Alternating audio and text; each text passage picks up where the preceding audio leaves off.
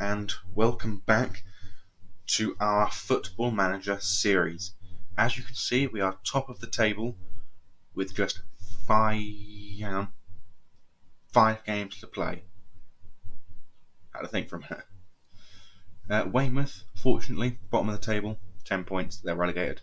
Borehamwood, 20 points, they're relegated. Done and dusted.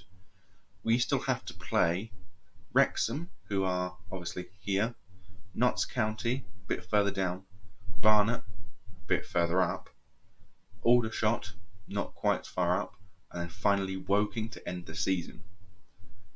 Now we'll be playing Wrexham and Notts County this episode, and Barnet, Aldershot and Woking will be off camera. So you'll know if we're promoted by if the next video is the end of a transfer window or a playoff video. Simple as that, really. We had a little bit of an influx of cash thanks to a sale of goalkeeper, allowing us to finally bring in a new right back, Jamie Sterry.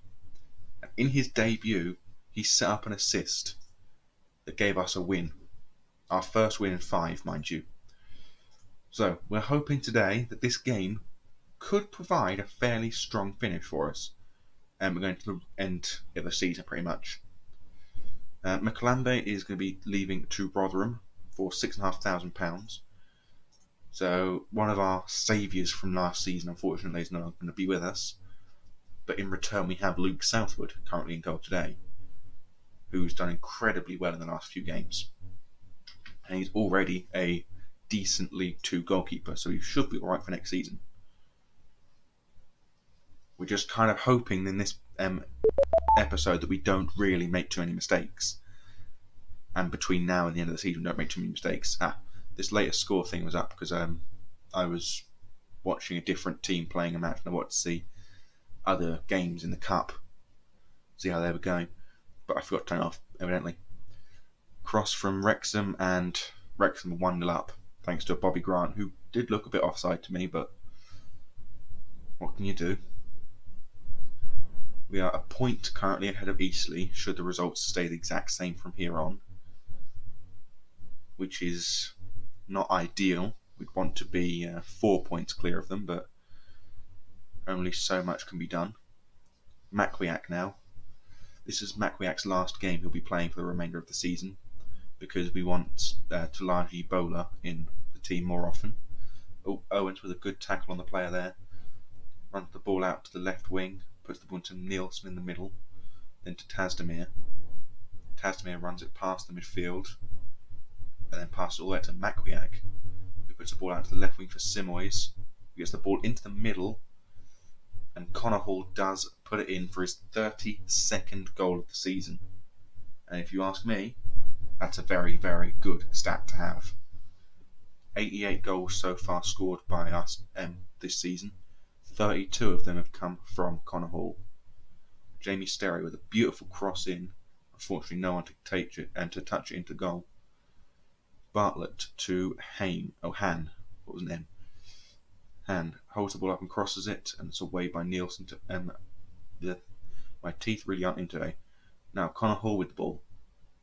Runs it past the midfield. Passing to Tasdemir. Tasdemir back to Connor Hall. Connor Hall runs it out to the edge of the box. Gets into the middle and I am not sure what happened there, but it looked like a very powerful shot. A win today should seal at least another week top of the table, because I think Eastleigh have a game they play before we do, and we have the game in hand, obviously. We're just kind of hoping at this point in time to win this match. And ask for a bit of creativity from the boys. Macwiak now with the ball again. Out to the left wing once more for Simois. Simois to Owens. Back to Simois. Cross the ball in. No one reaches it, but Riley. How did that not go in? Connor Hall to Drinian, who does have a shot, and Tasdemir tries to touch it in, but Langton picks the ball up before he can get it across the goal line. 11 shots, 3 on target. That is a very, very poor ratio. Eastleigh are playing Maidenhead currently, and it's still 0-0. That's a very happy result for us because it means they can't overtake us. We'll make 2 changes, Tasmir coming off for Shoshoa and Vargic coming off for Stefan O'Connor, who's been out for a little while with a niggling injury. I think it's his first game back where he's actually at full. I did not mean to click concentrate. Doesn't matter. Yeah, as I said, I think this is the first game O'Connor's been back without having a still part of the injury, still niggling him. Free kick from Han. Swings it into the far post to the edge of the 6-yard box, and Louis John scores his first goal for Wrexham, giving them a 2-1 lead at the racecourse ground. Need a bit more passion from the boys to see if we can get another goal from the side that has so far been top goal scorers. Obviously, if Eastleigh were to go 1-0 down to Maidenhead, it'd be even better, but at this point in time we are actually going to be losing this match, and we have lost. As odd as it sounds, a team score having 15 shots managed to lose with only scoring 1 of them. Hopefully we can return that result around against Notts County and we can continue our hold at the top of the table. Maidenhead managed to hold Eastleigh to a 0-0 draw, which is very nice to see, as it guarantees us that we have until next game before we actually have a bit of a run away sort of problem. Nothing really important here. Nothing important there. Armando Dobra. Don't know why you were scouting him. He's not a player I'm going to want to sign this season for Marsfield, or next season for that matter. I already have Tastamir, who's already a League 2 quality attacking midfielder, so I have no real reason to sign a new attacking midfielder. So, as we get to the run end of the season, Eastleigh arguably have the easiest run of games, with only one of the opponents being in the top 10. Well, other than Wrexham, so doesn't count. We've got Torquay. Actually, Dagenham Rubbish have a game, fairly easy one, but their top 10 opponent is a 3rd place opponent, so that could be difficult for Dagenham Redbridge. What we're hoping for is just 2 wins in the last 4 games, and we should clinch the title. If we beat Notts County and Barnet, we should be able to clinch the title fairly quickly. Ignore the Robson, he was a player from Tottenham we were thinking of getting in on a end of contract deal, but he isn't all that great. Perfect. Macwiak drops like a football concern, and Macwiak gets dropped. Perfect. Off the bench as well, because we don't want you on the bench. On the bench, we're actually putting... He was here a minute ago. There is Ben Fox. Ben Fox going back on the bench. So we've got 2 central midfielders, an attacking midfielder, defender, and then a striker. Oh, Kieran Kennedy, who's he bought by? Southend. You can have him if you want. Alex Whittle's also leaving. He's joining Carlisle, and I think it was a £10,000 transfer. It's a fairly good transfer for us, actually. He's valued at 15,000, so getting 2/3 of his value on a player that's really no longer needed at a club, fairly good money. Got obviously Sheffield Wednesday versus Boston under 23s. We're hoping that we can beat them in that fixture to show that our under 23s are actually good enough to continue playing for the squad. Stockport managed to beat Matlock 2-0. Unfortunately, Dwight Pascal still can't seem to get a win with his new side. And the under-18s demolished Enfield Town, but we did unfortunately lose to the Sheffield Wednesday players. It's not any good. Adam Webber has been injured for 3 months with a broken rib. It's fairly unfortunate. And Altrincham demolish Lowestoft. I believe Altrincham... Is it Altrincham top? No. York's won the top of the table, didn't they? Yeah. York are essentially promoted at this point in time. 8 points away from the nearest team to them, and with 3 games left to play, I could not see them losing this at this point in time. That's 3 straight defeats I have to have, with Harrogate Town getting 3 straight wins. Unlikely to happen for a top of the table team. Right, but our game against Notts County is very important. A win there would essentially secure our position at the top of the table for at least until the end of April, because I believe Eastleigh's first opponent is their top 10 opponent. I'm not making any changes to the side that I haven't already made now. We are set for a record points total of 92 there. And not really important for last week. I'm not going to do this press conference. I'll just send an assistant. Mainly because I'm not really going to do press conferences on video. I only do them on the offline ones to see what happens.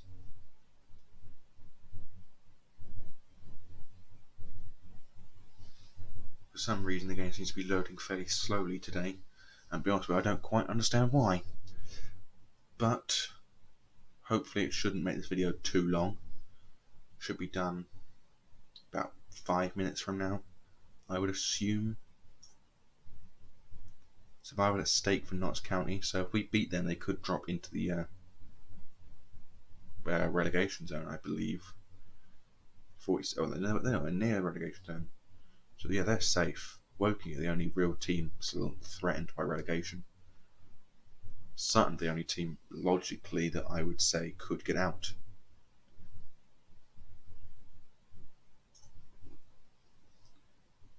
Charlton got a new manager in Sam Ricketts. Fair enough. So our game against Notts County is essentially a do or die. Defeat means we are the chasing team. Victory means we are the holding team.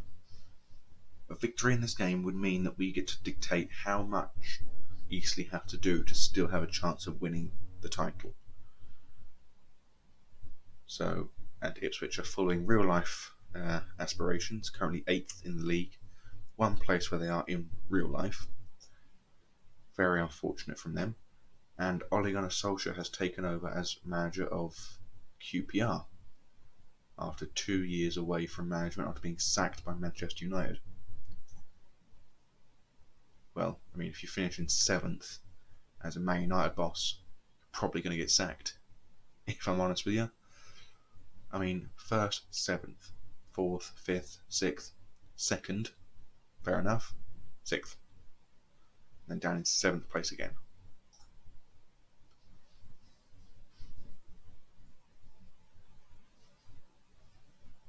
Amanda Show, apparently fitness test not required. I didn't realise he was actually injured. But, okay, fair enough. Eastleigh, right, there we go. Eastleigh, oh no, they're playing Sutton today actually, which means a win is essentially, if we don't win, we are losing top spot. Because Eastleigh are playing a team that they should be beating 4 or 5-0. Aaron Drinian, so far the only other player in our team to have scored double figures, which is very nice to see. Actually, I might rest Simois for this game. Yeah, we're looking to sign Max Robson as a future left attacking midfielder, but the deal sort of half fell through. Right, Max Oldham will probably be our inverted winger support, and Aaron Drinian will also be swapped out for this game. Actually, think about it, yeah, for Andre Hassanali. This will be the side we'll take into the next game. Max Oldham getting his debut as number 49. And we're hoping that at least one of the wingers can either set up or score a goal in this game. Because we can't just expect it to be Connor Hall scoring. There we go.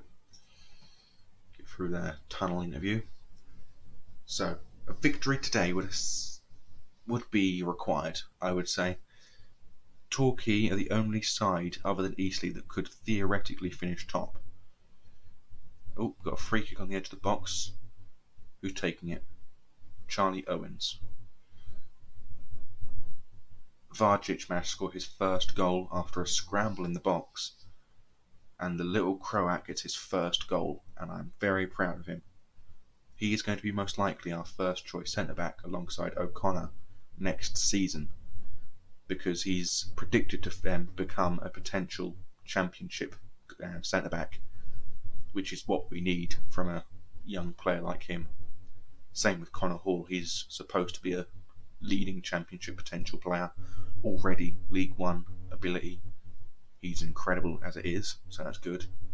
And that Max Robson we had, he was potential Premier League quality, but current Panorama National quality, so we need to sort of work around that a bit. But thankfully, even though Eastleigh are winning, we are still 1-0 up. It doesn't seem like Notts County are going to actually pull off anything drastic in this game. Torquay are wait, hang on. Yeah, they're losing currently to Dan Rebish 3-1, which means that Torquay are actually losing out on points, meaning it does become a two-horse race between us and Eastleigh into the final few weeks. Tasmania is going to come out for Shoshone, and we're going to take Nielsen off for Ben Fox. Other than that, we're going to leave everything else as it is, as we don't really have any other players we can bring on. Get a bit creative for the second half. See what we can do. See if we can get a second goal and make this more of a secure victory rather than just a 1-0 lead, meaning that one mistake could lead to us not winning anymore. Throw in from Bowler to Owens. Owens tries a cross but it's blocked. It's a very poor idea from him, but the ball's taken back thankfully by Parker. Gets the ball over the top looking for Connor Hall, but Shoshone reaches it instead. Shoshone runs it into the middle, it's tackled. Pass out to Bowler. To Fox on the edge of the box. Tackled by Crawford, gets it back though. Owens. It's a poor shot from Owens. He really should have taken a touch of that one first before having a shot. But 17 shots to their 8 doesn't mean anything. Owens takes the ball from the tackle, but the ball's crossed in anyway, and thankfully Campbell's header went over the crossbar. 70th minute, still only 1-0. Bit more creativity, try and get another goal. We need to secure our position as the winners in this match. Thankfully, 2 of their 3 strikers are currently incredibly out of breath, so we should have a fairly good defence showing in this match. Again, luckily their shot does not go in the net. And with 2 minutes of stoppage time, we're now hanging on by the skin of our teeth, but Eastleigh are losing to Sutton. I just saw it there. Eastleigh have gone 2-1 down against Sutton, which means we're now 4 points clear at the top and can make that one mistake.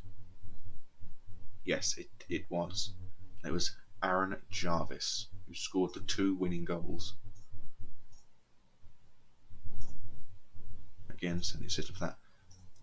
So, most likely, the next video you'll be seeing will be a end of a transfer window, where you'll see all the new players and all the players that have gone and all the players that have joined for our season in League 2. Because, as you are probably well aware, I am here until the end of next season now, because of the game being a prick. So, for now, and very much possibly for the season, we've got actually a choice of recommendation. I am very much in the idea of going for either West Brom or Aston Villa. Who gets West Brom? What the most money have at West Brom? Easy choice. We've got some good goalkeepers we can loan in as well if Southwood doesn't actually turn out to be any good. But yes, as I was saying, for now and possibly for the rest of the season, I bid thee adieu and goodbye.